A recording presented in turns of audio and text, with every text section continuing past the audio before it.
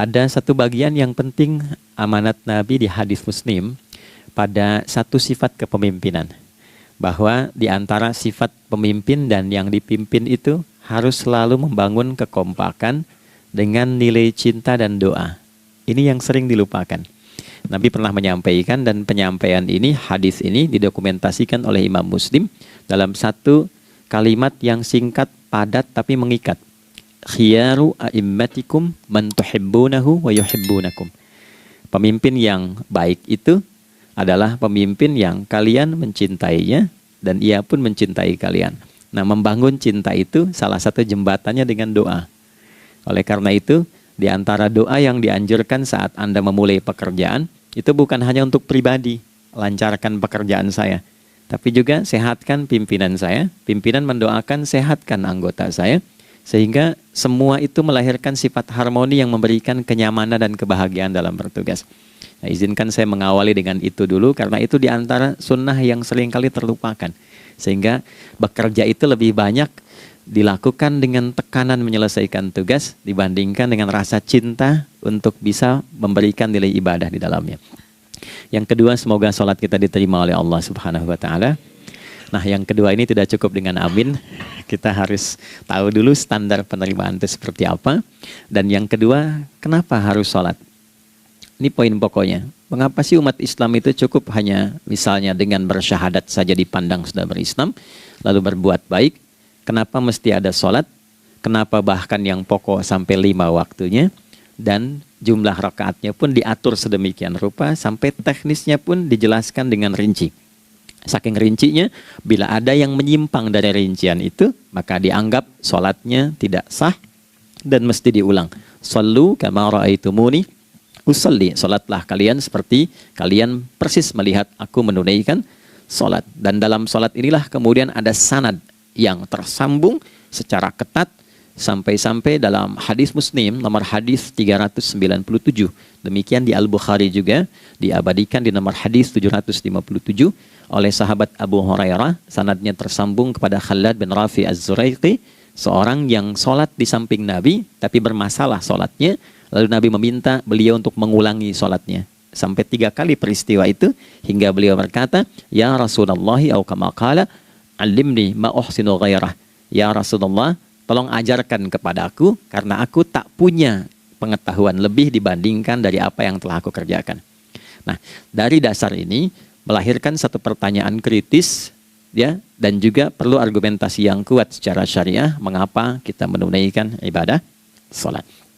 Baik teman-teman sekalian, karena waktu kita sangat padat, ya, kita manfaatkan sebaik-baiknya. Saya mohon izin, kajian kita akan lebih fokus kepada inti materi sehingga manfaatnya lebih banyak kita dapatkan.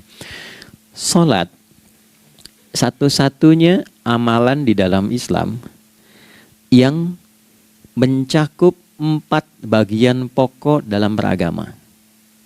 Jadi ketika seseorang menetapkan dirinya beragama dan ciri satu nilai agama itu bernilai benar, ya, dalam nanti kalau kita mau komparasikan atau kita riset, itu ciri pokoknya ada 4. 1, ada aspek namanya aspek keyakinan, ya, tauhid atau akidah. Nggak mungkin kan beragama kalau nggak yakin, ya, karena itu pasal 29 ayat kedua itu mengandung nilai keyakinan. Negara menjamin kemerdekaan tiap-tiap penduduk untuk memeluk agamanya masing-masing dan beribadah menurut agama dan kepercayaannya itu. Ya, jadi nggak mungkin kita bisa menghasilkan nilai kepercayaan dan ibadah kalau tidak ada unsur keyakinan. Atau bahasa kitanya disebut dengan iman. Ya, iman itu nanti juga dipaku dalam setiap nilai kebangsaan di konteks Negara Kesatuan Republik Indonesia. Ini yang paling membahagiakan. Jadi mau jadi pegawai apapun itu syarat, ya, salah satu syarat yang melekatnya beriman dan bertakwa kepada Tuhan Yang Maha Esa, gitu kan? Ya, kemarin saya di BPK itu ada 11 bab Romawi, 40 pasal. Ya, di bab yang keempat pasal 13 tentang pemberhentian dan pengangkatan itu ada 11 poin A sampai K. Di poin B yang keduanya, syarat menjadi bagian dari anggota BPK itu beriman dan bertakwa kepada Tuhan Yang Maha Esa. Baik, di Undang-Undang Pendidikan Sisdiknas nomor 20 tahun 2003 itu kalau kita baca dari poin menimbang ada 4, di poin B-nya saja sudah ada iman. Ya, Undang-Undang Dasar 1945 mengamanatkan pemerintah mengusahakan satu sistem pendidikan ya nasional yang meningkatkan keimanan dan ketakwaan pada Tuhan Yang Maha Esa serta akhlak mulia, baru mencerdaskan kehidupan bangsa. Ya, secara singkat, satu, agama dianggap benar kalau ada doktrin keimanan, ada akidah, ada tauhidnya. Yang kedua, ada ibadahnya. Ya, sebagai pembuktian kita beriman, buktinya apa? Ya kan? Saya beriman kepada Tuhan, kita tetapkan, misalnya Allah. Apa pembuktian keberimanan kita kepada Allah? Ya, kan pembuktiannya itu mesti diwujudkan dalam bentuk sikap. Sikap itulah yang disebut dengan ibadah. Nah, konsepsi ini ada di Quran surah ke-20 Thaha di ayat ke-14. Innani anallahu la ilaha illa ana fa'budini. Ya, sungguh aku tegaskan bahwa akulah Allah, satu-satunya Tuhan yang layak dipertuhankan dan disembah. Ketika Anda mempertuhankan aku, fa'budni, maka buktikan kebertuhananmu kepadaku dengan menyembahku. Karena itu namanya Allah punya dua arti. Satu yang dipertuhankan, kan? Ilahun wahid. Yang kedua yang disembah. Ya, jadi yang dipertuhankan dan disembah. Oke. Tiga. Yang ketiga harus punya unsur praktikal atau implementatif dalam interaksi kehidupan. Ya, jadi bukan cuma nyembah Tuhan, bimbingan kehidupannya apa? Implementasi dari ibadah itu. Ya, ciri umat beragama itu kan bukan hanya sekedar saya yakin, beriman, saya ibadah. Terus bukti ibadah itu dibawa dalam berinteraksi hariannya seperti apa wujudnya. Ya, makanya ketika dulu orang itu jujur, orang itu bangga dengan kejujurannya bukan sebagai orang jujur, tapi sebagai muslim. Jadi ketika ditanya, kenapa Anda jujur? Karena saya muslim. Ketika ada seorang penggembala di Sahara yang sangat gersang, diuji oleh Umar bin Khattab, ingin diambil kambingnya, kan kisahnya viral kan? Baik ya? Oh, tapi ini bukan punya saya. Bilang aja pada tuan Anda, kalau kambingnya hilang satu dimakan serigala. Lantas di mana Allah? Jawaban itu yang menggetarkan kepada jiwa. Jadi kebenaran yang diungkap dengan sikap kejujuran itu implementasi nilai beragama. Nah, jadi praktek ibadah ada di muamalah. Oke, satu akidah, akidah dibuktikan lewat ibadah, ibadah diimplementasikan dalam muamalah. Itulah sebabnya nanti seluruh bagian tubuh kita ketika digunakan untuk bersifat dan bersikap, itu ada tuntunan iman di dalamnya. Oke? Misal, saya tanya begini ya. Ini mukaddimah ya, kita belum mulai nih. Saya tanya gini, apa fungsi mata? Tuh kan, sudah keliru kan? Nah, kalau hanya melihat, hewan juga melihat. Ya, coba kambing melihat, ya kan? Elang melihat. Lalu apa bedanya fungsi mata kita dengan mata hewan? Ternyata ketika kita meriset ayat-ayat Al-Quran terkait dengan fungsi tubuh kita, itu rata-rata dibuka dengan iman dulu. Quran surah 24, surah Cahaya, ayat 30 untuk laki-laki, 31 untuk perempuan. Qul lil mu'minin. Ya Muhammad katakan, viralkan pada pria-pria yang menyatakan dirinya telah beriman. Yaghuddu min absarihim. Gunakan pandangannya itu yang dibimbing oleh imannya untuk melihat yang baik saja menurut standar imannya. Jadi kalau menurut imannya tak baik, nggak boleh dilihat. Karena itu ketika Anda sudah mengatakan asyhadu an la ilaha illallah, asyhadu anna Muhammad Rasulullah, kalimat itu dari lisan turun ke hati, itu jadi cahaya ke bagian tubuh kita. Makanya ketika Anda melihat, itu ada cara pandang tertentu yang dibimbing iman, standarnya beda dengan tanpa iman. Kalau nggak ada iman, semua mungkin terlihat. Tapi ketika ada iman, hati kecil Anda akan bicara, ini nggak baik. Palingkan. Nah, memalingkan dari yang tak baik menurut iman, itu namanya ghaddul basar.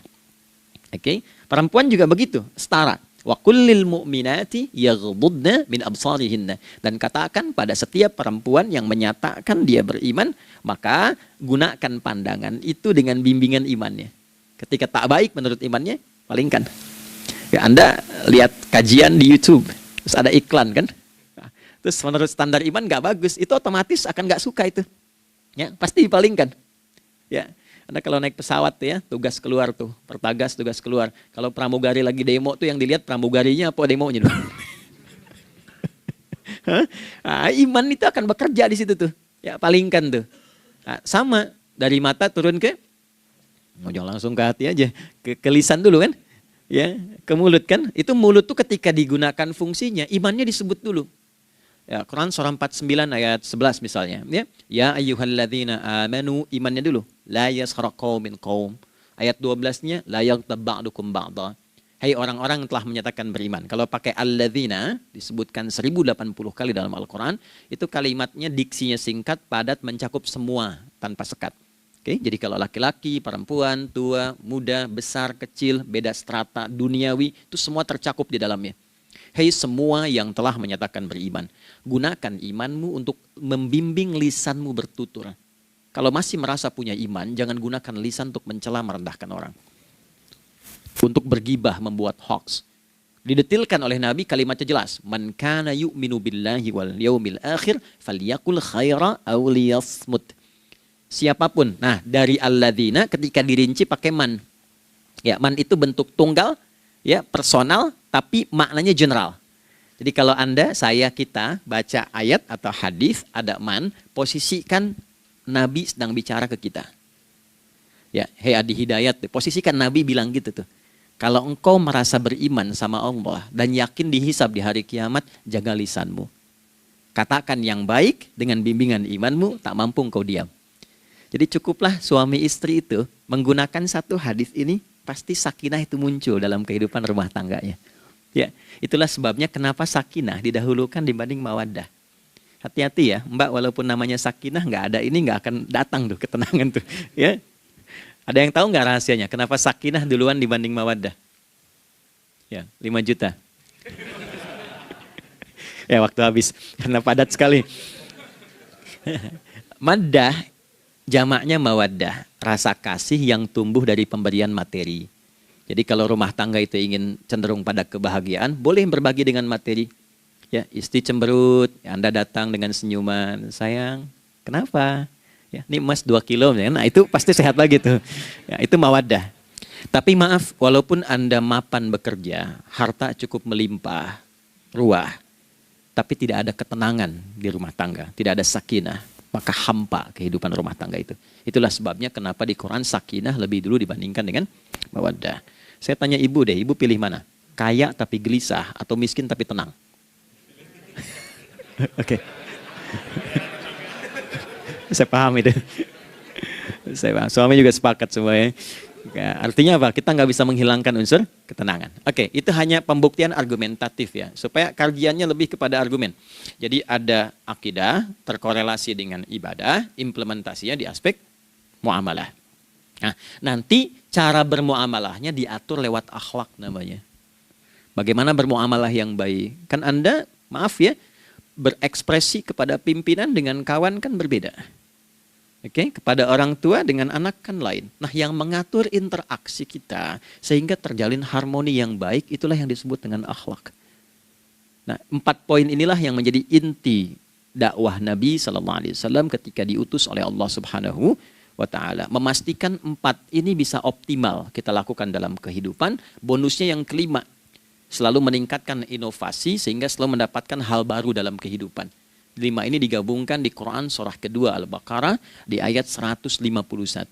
Kama arsalna fikum rasulam minkum yatslu alaikum ayatina. 1, oke, wa yuzakkikum. 2, akhlak. Wa yuallimukumul kitaba. 3, wal hikmah. 4, 5, wa yuallimukum ma lam takunu ta'lamun. Kelima-limanya ini digambarkanlah dalam bentuk ibadah yang melatih kita sebagai pondasi awal menuju dan memantapkan 5 hal ini, yaitu sholat. Itulah sebabnya kenapa sholat yang pokok dilakukan 5 waktu dalam sehari untuk mewujudkan 5 hal ini dalam kehidupan, dan satu-satunya ibadah yang mengumpulkan 5 aspek ini dalam prakteknya hanya sholat. Hanya sholat. Oke. Mari kita detilkan, kita rinci, dan di sini kita akan mulai kajian kita. Yang tadi mukadimah ya. Baik, kita punya 30 menit. Wah, padat sekali. Bismillahirrahmanirrahim. 1. Salat adalah perwujudan iman seorang hamba. Karena itulah kalimat salat pertama kali disebutkan dalam Al-Quran, itu letaknya setelah kalimat iman. Al-Baqarah ayat 3. Alladzina yu'minuna bil ghaibi wa yuqimunas shalah. Orang-orang yang telah menyatakan beriman dan konsisten menjaga imannya. Beda alladzina amanu dengan yu'minun. Amanu telah beriman. Tapi kalau dia komitmen dan konsisten terus menjaga imannya sampai saat dia berpulang pada Tuhannya, maka berubah nanti bentuknya kalau di bahasa Arab jadi mudhari'. Kalau di bahasa Inggris kan tuh punya 3 arti. Present, continuous, and future. Jadi kalaupun sekarang terus berlangsung sampai masa depan pun saya tetap akan beriman. Nah, pembuktian untuk menjaga iman itu pembuktian utamanya pada sholat. Itulah sebabnya satu-satunya amal ibadah dari rukun Islam yang 5 itu, ya, satu-satunya amal ibadah yang disebut iman dalam Al-Quran hanya sholat. Teman-teman boleh buka Quran surah kedua Al-Baqarah di ayat 143. Ya, di pertengahan ke ujung ayatnya. Saya percepat. Wa ma kana Allahu liyudhi'a imanakum. Dan Allah nggak akan pernah menyia-nyiakan sholat seseorang yang dikerjakan karena imannya. Ayat ini turun, ketika ada terjadi pergantian arah kiblat. Dari yang tadinya semula ke Masjidil Aqsa, lalu berputar 180 derajat, beralih ke Masjidil Haram. Nabi sedang berada di luar Madinah. Madinah tempo dulu, wilayahnya nggak seluas cakupan sekarang. Oke, kalau diilustrasikan area sekitaran Masjid Nabawi sekarang itulah Madinah lah. Di luar itu sudah di luarnya. Nah, Nabi sedang sholat, riwayatnya banyak menyebutkan ada yang mengatakan zuhur, ada asar, ada maghrib. Di pertengahan itu turunlah Al-Baqarah ayat 144. Qad nara taqalluba wajhika fis sama' falanuwalliyannaka qiblatan tardaha fawalli wajhaka syatral masjidil haram. Maka berputarlah dengan turunnya ayat ini 180 derajat menghadap ke arah Masjid Al-Haram. Problemnya adalah ketika Nabi dan pengiring beliau kembali ke Madinah, area Masjid Nabawi, kan nggak semua masyarakat ikut. Maka virallah informasi itu bahwa kiblat telah beralih ke kiblat awal, yaitu Ka'bah Al-Musyarrafah. Maka penduduk panik pada saat itu. Status sholat kami yang tadi dikerjakan bagaimana? Karena sedang nggak bisa diulang, sudah pindah waktu. Maka turunlah kemudian firman Allah yang Al-Baqarah 143 itu, wa ma kana Allahu liyudhi'a imanakum. Karena engkau mengerjakan sholat itu dengan imanmu, maka Allah nggak menyia-nyiakan imanmu itu. Maksudnya apa? Walaupun arah kiblatnya tidak tahu mengarah kepada sisi yang belum berubah, tetap dihitung pahalanya sempurna karena imannya. Gitu. Nah, ini nanti yang menjadi landasan turunnya Al-Baqarah ayat 115. Walillahil masyriq wal maghrib fa aina ma tuwallu fa thamma wajhullah. Kalau Anda sedang tugas nanti di lapangan, lalu sulit menemukan arah kiblat. Aplikasi susah karena sinyal nggak masuk misalnya. Oke, kemudian juga matahari agak remang-remang sehingga sulit untuk terlihat patokannya. Maka dengan keyakinan, dengan iman itu, menghadaplah ke arah yang kita yakini, maka berlakulah Al-Baqarah 115. Di saat itu diterima amal ibadah kita sama dengan yang menghadap kiblat dengan dasar imannya. Oke, nah pengertian terbaliknya, mafhum mukhalafahnya, maka Nabi mengatakan, al-farqu bainal mu'min wal kafir tarkus shalah. Beda antara orang yang beriman dengan yang belum beriman adalah pada sholatnya. Jadi kalau ada orang mengatakan sudah beriman dan tidak menunaikan sholat, ini artinya keimanannya belum diakui sepenuhnya oleh Allah Subhanahu wa taala. Jelas ya? Halo, kenapa sedih begini? Maaf saya terlalu cepat nggak? Enggak ya? Baik. Jadi dalam poin ini penting pembedanya di sholat. Itulah sebabnya kenapa dari kecil kan, usia sekian, dari mulai 3 ke arah 7 tahun contohkan. Ya, orang tuanya sholat bentangkan sejadah. Kalau bisa kalau anak sudah mulai suka tuh kasih model sejadah yang anak-anak sukai bentuknya. Ya, dulu ada anak saya senang model mobilan, saya tidak sebutkan supaya tidak endorse gitu ya. Dikasih sejadah dengan pola itu, dia senang tuh ikutin. Kita nggak minta sholat, dia datang sendiri. Ya, nanti setelah mulai 7 tahun kan baru diajarkan dengan baik, diajak ke masjid kalau yang laki-laki. Demikian seterusnya. Ya, mengapa dari awal dituntun seperti itu? Untuk memberikan sebuah penguat bahwa penjagaan iman dimulai dari sejak dini. Ya, tapi di Indonesia saya perhatikan kelasnya sudah advance. Ya, TK sudah manasik gitu. Okay. Itu satu ya. Karena nanti kalau Nabi bilang begitu artinya akan terjadi orang mengatakan beriman tapi tidak sholat. Ya, makanya keras dari awal Nabi katakan bahwa pembeda antara orang yang beriman dengan yang baru klaim beriman itu pada sholatnya. Ya, pada sholatnya. Mengerjakan sholat, maka sah status imannya. Tidak menunaikan sholat, maka bermasalah imannya. Itu poin yang pertama. Yang kedua, teman-teman sekalian, ibadah. Kita lanjut ya. Sholat adalah bagian pokok terpenting dari ibadah. Nah, di sini kita akan mulai membuka sedikit rahasia terkait dengan aspek ibadah ini. Teman-teman sekalian, ternyata sholat ini ketika oleh Allah diturunkan dalam Al-Quran, dalam konteks penunaian ibadah, bukan berarti hanya mengkoneksikan atau mengkorelasikan hubungannya dengan iman saja, bukan. Karena saya beriman, saya buktikan ibadah nyembah Allah lewat sholat. Dalilnya Quran surah ke-20 ayat 14. Innani anallah la ilaha illa ana. Aku tegaskan akulah Allah, nggak ada Tuhan yang layak dipertuhankan dan disembah kecuali saya. Fa'budni, kalau Anda telah menyatakan beriman padaku, buktikan keberimananmu dengan menyembah saya dalam ibadah. Bentuknya bagaimana ya Allah? Teruskan ayatnya. Wa aqimis sholata. Tunaikan sholat sebagai bukti ibadah. Itu li dzikri, sebagai zikir kepadaku. Jadi korelasi antara ibadah dengan iman, sudah kita sebutkan dalilnya. Sekarang ibadahnya tersendiri ketika ditunaikan, apa manfaat dari ibadah itu? Mengapa mesti ada 5 waktu? Dan apa turunan manfaatnya dalam kehidupan kita? Kalau kita mengerjakan itu, dampaknya kepada kehidupan kita apa? Nah, inilah indahnya di dalam Islam, dijelaskan dalilnya, diberikan contohnya, diberikan alasannya, dan yang paling indah, diberikan penjelasan dengan detail tentang manfaat-manfaatnya. Ini tidak ditemukan di dalam konsep keyakinan manapun. Kalau teman-teman boleh mau riset, silahkan. Ada nggak satu keyakinan agama tertentu yang dari ibadahnya tuh diatur? Cara memulainya, bacaannya, detailnya, manfaatnya, waktunya, sampai dengan hasilnya, sampai kiamatnya. Ini menunjukkan bukan karya manusia. Bukan karya manusia. Kalau karya manusia, setiap orang bisa buat itu. Ya, ketika ini menunjukkan bukan karya manusia, maka pertanyaannya dengan cara apa lagi Allah memberikan pembuktian pada kita bahwa Ia Tuhan yang hak yang harus kita sembah. Nah, kalau sudah paham, mari kita rincikan turunan tentang sholat ini. Kita mulai satu-satu teman-teman sekalian dari waktu sholat. Alhamdulillah. Seperti kita ketahui, waktu sholat ada 5. Tapi yang sering kita dapati dari yang 5 ini tidak semua orang mengetahui tentang makna dari nama dan pembagian di waktu ini. Yuk kita mulai rincikan. Sholat yang pertama namanya apa? Gak usah khawatir, menang gak dapat hadiah kalau benar. Salah juga keterlaluan. Oke, 1, subuh. Dia satu-satunya nama sholat yang punya 2 nama ya. Subuh dan fajar. Oke, Pak Fajar, Pak waktu sholat. 2, zuhur. 3, asar.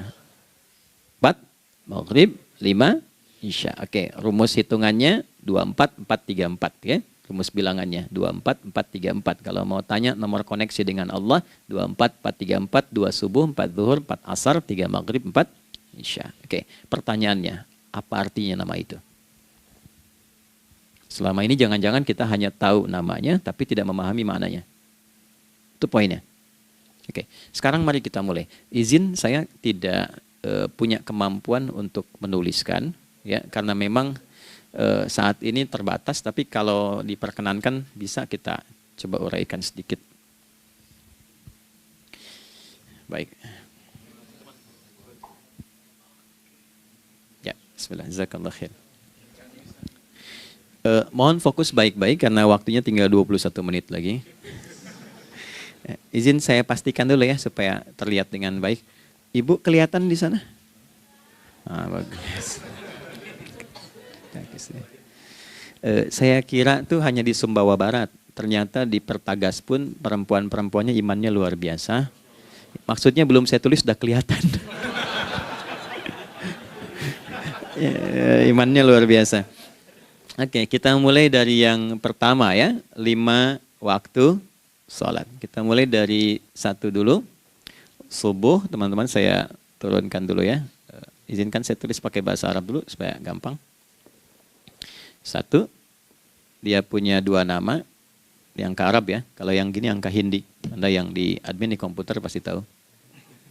Ada Fajr. Kata subuh ditemukan di Al-Quran surah ke-81 At-Takwir ayat 18. Kalau keliru tolong diingatkan.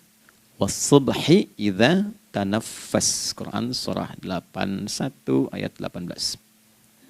Ya. Nggak usah di ilmu utak-atik ya. Oh ini kenapa 81 kalau dibalik 18? Itu cocok logi. Ya, abaikan aja itu. Ya. Fajar agak banyak di Quran terkait dengan nama sholatnya ada di Quran surah ke-17 di ayat 78. Aqimis salata liduluki syamsi ila ghasaqil laili wa qur'anal fajr. Inna qur'anal fajri kana masyhuda. Yuk kita mulai ke maknanya dulu. Ingat rumusnya ya. Rumusnya ini selalu begini rumusnya. Aqidah selalu punya korelasi dengan ibadah. Ibadah selalu punya korelasi dengan muamalah, interaksi harian kita. Muamalah hiasannya adalah akhlak. Nah, barulah kemudian di sini muncul inovasi dalam kehidupan, hal yang baru. Hidup ya, yang mengacu pada dua kebahagiaan yaitu dunia dan akhirat. Ya, konsepsi ini nanti ditemukan di Quran surah kedua Al-Baqarah ayat 201 dan menjadi doa paling favorit umat Islam Indonesia saat ini. Rabbana atina fid dunya fil akhirati. Oke, ya cukup. Subuh. Ini rumus dasarnya. Dari akidah kita beriman, pembuktian imannya lewat ibadah sholat. Apa hubungan sholat dengan aktivitas harian kita? Subuh asalnya terkorelasi dengan kata asbah. Oke? Asbah itu asalnya sesuatu yang sudah siap dengan rencana yang matang. Baik, orang Arab tuh kalau bertanya begini, kaifa asbahta ya akhi? Kaifa asbahti ya ukhti? Bagaimana kabarmu di pagi ini? Itu bukan hanya nanya kabar kesehatan. Beda dengan kaifa haluk, beda.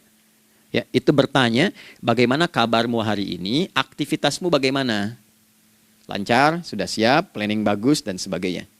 Ya, itulah sebabnya ketika Allah bersumpah dengan awal waktu, penandanya adalah planning kegiatan.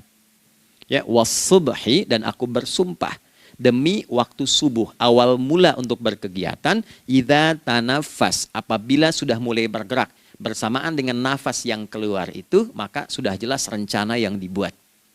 Ya, jangankan kita, semua alam itu, semesta itu seluruhnya bukan hanya bertasbih, tapi beraktivitas dalam tasbihnya. Di waktu subuh, matahari sudah mulai bersinar kan? Ya, dan sinarnya mengambil manfaat loh. Mengandung nilai manfaat, memecah keheningan malam dan menghilangkan kegelapannya. Gelap mulai hilang, datang kemudian sinar yang memberikan kita bimbingan untuk beraktivitas. Tumbuhan dimulai waktu itu sudah mengeluarkan oksigen, menyerap karbon dioksida. Saya waktu di Utrecht, di Delft di Belanda, ya, saya coba ingin membuktikan. Kan adzan nggak terdengar keluar ya. Jadi sebelum waktu subuh itu saya keluar, kebetulan flatnya waktu itu dekat area hutan yang agak rimbun, enak gitu, udaranya bagus. Itu sebelum subuh terasa karbon dioksida. Walaupun cuma beda hampir 1 menit. Tapi begitu masuk waktu subuh, keluar kesegaran yang luar biasa. Oksigen yang keluar. Ya, ini kan nggak mungkin kalau kuasa Allah tuh nggak mungkin terjadi seperti ini kalau bukan kuasa Allah Subhanahu wa taala. Tapi poinnya adalah yang bicara begini Quran. Nah, sekarang yang ingin saya katakan adalah alam semesta dalam konteks seperti matahari, kemudian tumbuhan, binatang, ayam bahkan mulai berkokok punya planning yang teratur. Masa kita makhluk yang dihisab tuh nggak teratur? Nggak punya perencanaan? Maka subuh itu mengajarkan kepada kita, jangan sampai ada orang Islam yang punya keimanan, lalu menunaikan sholat, diajarkanlah oleh Allah, setiap masuk subuh itu harus punya agenda yang jelas. Planning yang terukur. Jangan terjadi mengaku muslim, beriman, tapi nggak jelas perencanaan hidupnya. Jam 7 mau di mana? Jam 8 kerjakan apa? Anda dari sini ketemu 7 ke 4, atau setengah 8 ke setengah 5, 8 jam kerja. Oke, berangkat jam berapa? Petakan di jalan macetnya di sebelah mana? Ukur sampai kantor tiba jam berapa? Apa yang mau dikerjakan di kantor? Itulah Islam, itulah subuh. Sehingga tidak ada satupun orang Islam di era Nabi mengajarkan beraktivitas kecuali terukur dan teratur. Bahkan Nabi memulai itu evaluasinya di malam hari. Sehingga turun di antara surah Al-Insyirah itu ada ayat yang tegas mengatakan di ujungnya, فَإِذَا فَرَغْتَ فَانْصَبْ. Evaluasi yang telah berlalu di malam hari. Evaluasinya menyeluruh sampai ke zikirnya. Dicatat nih. Ya, aku hari ini secara spiritual itu, mohon maaf, sholat jamaahnya berapa waktu tuh? Dari 5. Oke? Misalnya dari 5 itu cuma 4, berarti koreksi ada yang kurang. 1. Ya. Yang kedua, secara intelektual sudah berapa bacaan yang dibaca saat ini? Ilmu yang ditingkatkan, mensyukuri anugerah akal dan sebagainya. Bekerja sempurna enggak? Turunkan ibadahnya bagaimana? Ketika ada yang kurang, istighfari. Ya, sebagai seorang ayah, ada enggak sesuatu yang salah yang dilakukan belum sempurna? Sebagai seorang ibu, anak dan sebagainya, istighfar. Itulah sebabnya sebelum tidur Nabi ajarkan istighfar. Yang kita tahu 70 kali kan? 100 kali. Yang saya tanya, 1 ke 70 itu istighfar apa saja? Apakah hanya bilangan di lisan? Atau dari lisan diingatkan oleh pikiran, ditembuskan ke hati? Istighfar sebagai seorang ayah yang kurang maksimal melihat anak dengan baik. Anda boleh punya jabatan di kantor, boleh direktur, boleh manajer, boleh macam-macam. Tapi ketika Anda pulang, Anda seorang ayah.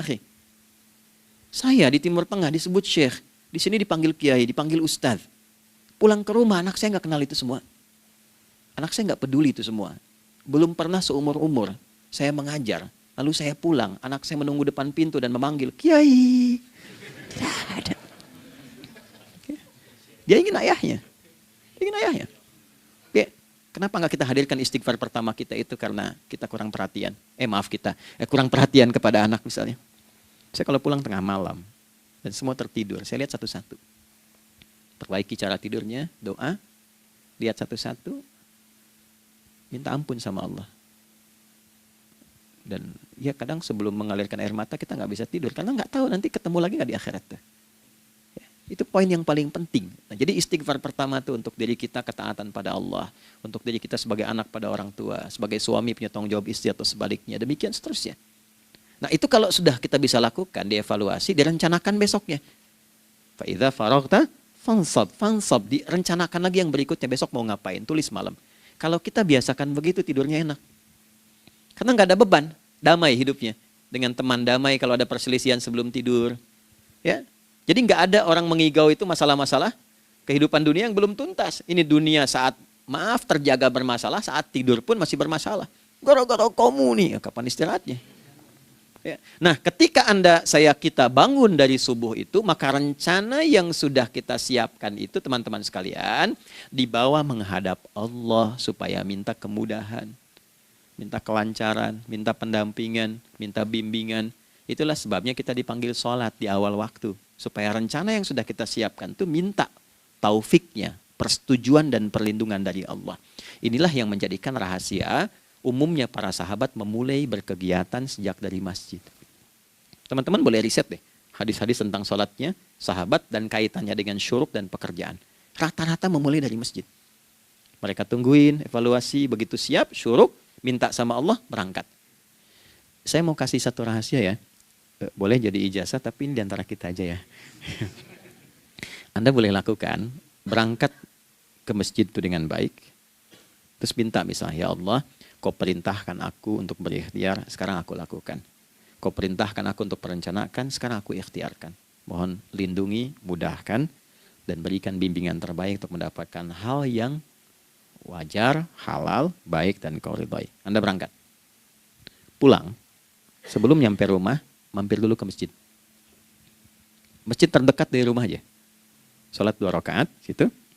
Ya, sholatnya bisa sholat wudhu, tahiyatul masjid, dan sebagainya. Setelah itu pulang.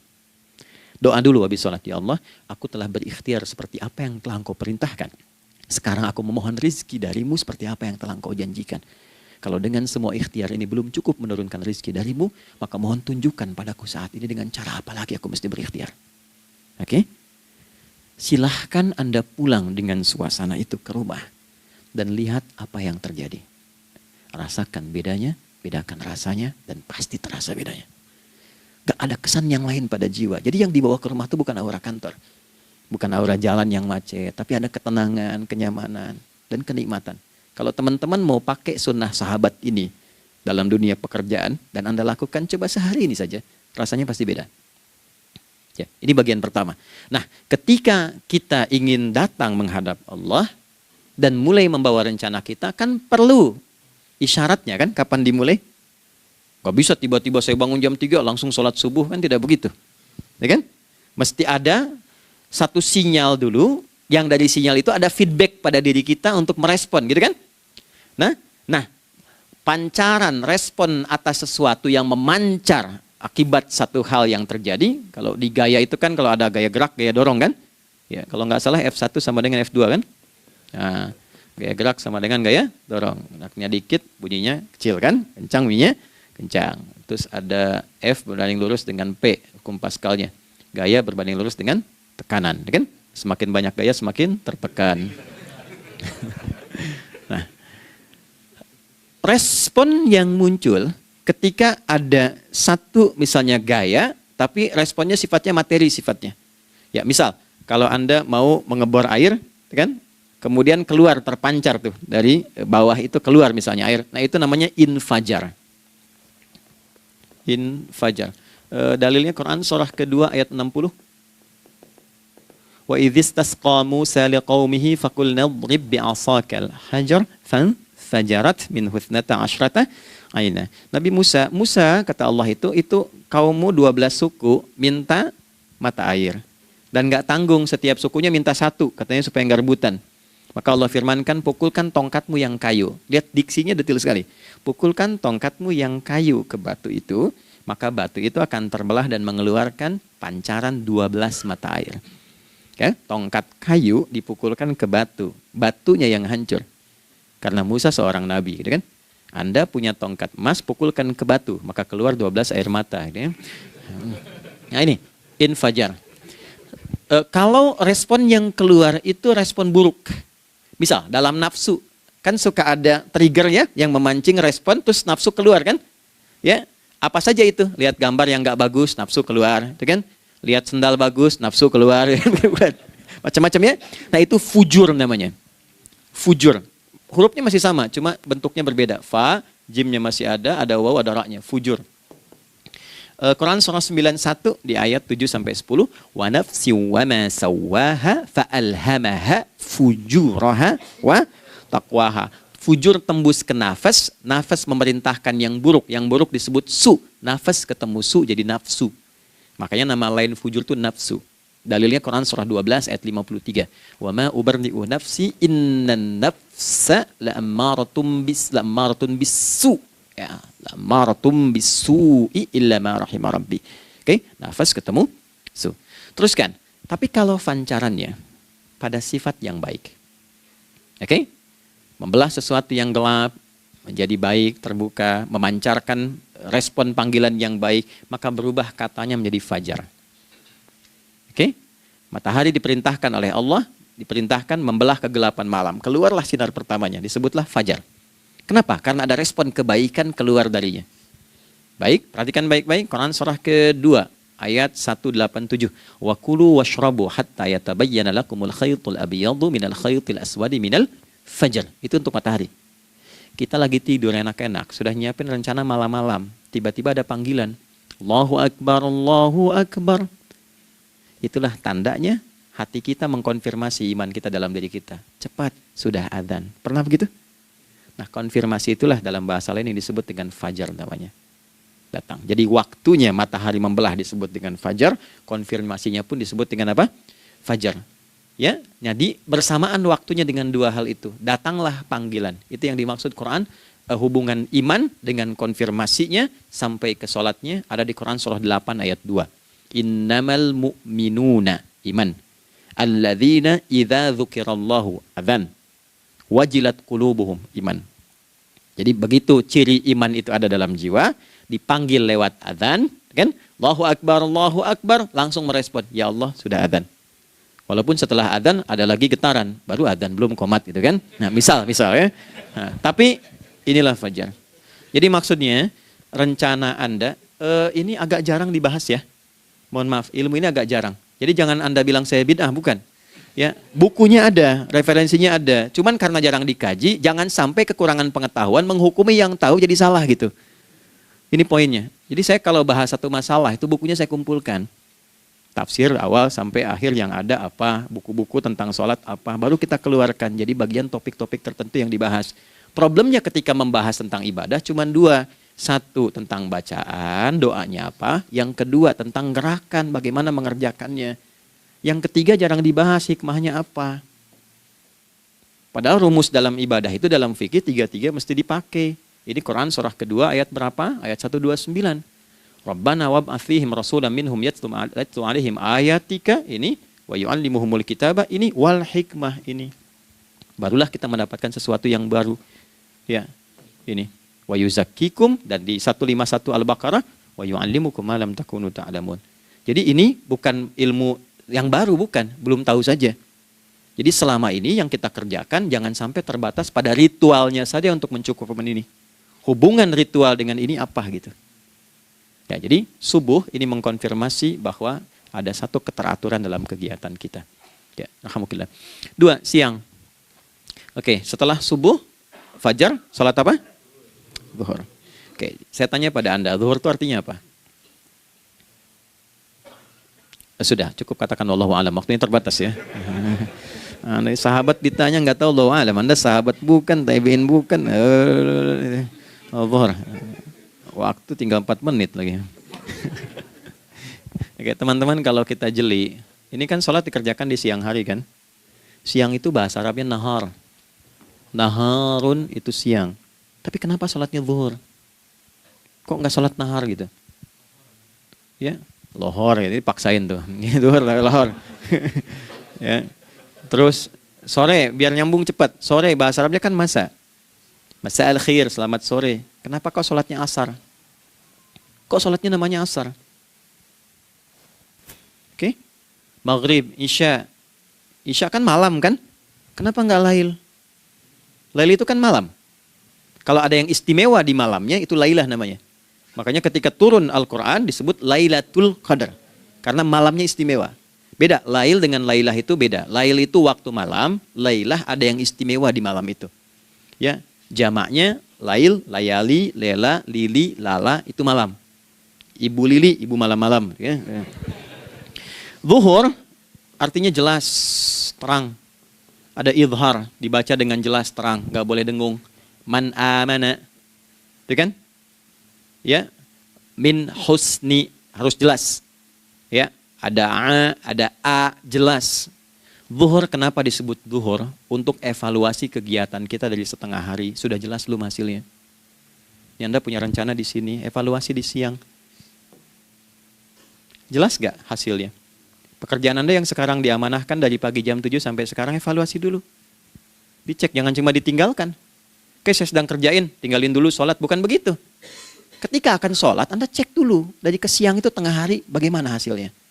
Ada yang perlu disempurnakan nggak? Ya, ketika ide-idenya mulai mentok, ada yang belum selesai, datang dulu sholat, tenang lagi. Saat tenang itulah dirumuskan kembali pelan-pelan. Kan lumayan dari jam 12 sampai jam 1. Diisi dengan baik, dilihat. Itu baru dunia ini. Kan kita ngejar ini juga. Karena nanti ayat 200-nya, ada yang cuma ngejar ini. Wa minan nasi may yaqulu rabbana atina fid dunya. Bukan, kalau nggak hafal diam aja. Wa minan nasi may yaqulu rabbana atina fid dunya wa ma lahu fil akhirati min khalaq.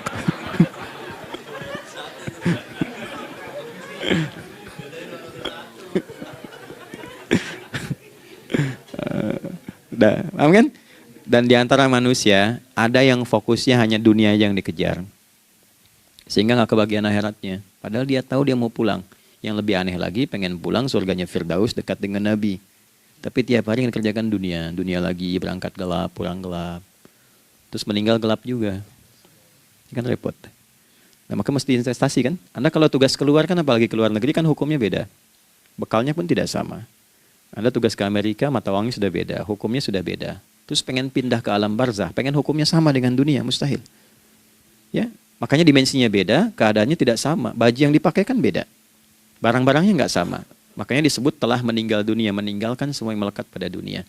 Pindah ke alam lain, persiapan menuju titik akhir yang tidak ada ujungnya lagi. Nggak ada pembuka lagi. Jadi sudah ujung begini, nggak ada ruang lagi yang lain. Itu akhirat namanya. Makanya di sini cuma 2 pilihannya. Kalau nggak ke surga, nah itu. Apa investasi yang ada di sini? Maka siang itu dicek dulu. pekerjaan jadi ibadah nggak? Tadi niatin ibadah nggak waktu berangkat dari rumah? Kan? Waktu ngetik, waktu ngerjain di kantor jadi ibadah nggak? Kalau ibadah, Anda nggak mungkin berbuat kriminal. Anda nggak mungkin berbuat maksiat, nggak mungkin nipu, nggak mungkin nyogok, nggak mungkin korupsi. Kan lagi ibadah, nggak mungkin curang. Kan lagi ibadah. Anta budallaha ka'annaka tarah. Anda itu mengerjakan segala hal sebagai ibadah, merasa diawasi Allah.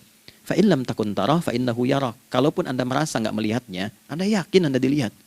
Itulah kerja pakai iman, maka ini di bawah akidahnya. Jangan ditinggalkan. Nah, inilah yang selama ini kita butuhkan. Ya. Inilah yang melahirkan nilai etik, makanya ada yang dalam jiwa. Takwa itu kan dalam jiwa, melahirkan etos. Etos mendorong kepada logos, logos melahirkan patos. Kepantasan dalam bekerja. Jadi Anda sekuat apapun ilmunya, kalau nggak punya etos, itu rusak. Jadi tidak cukup akal sehat.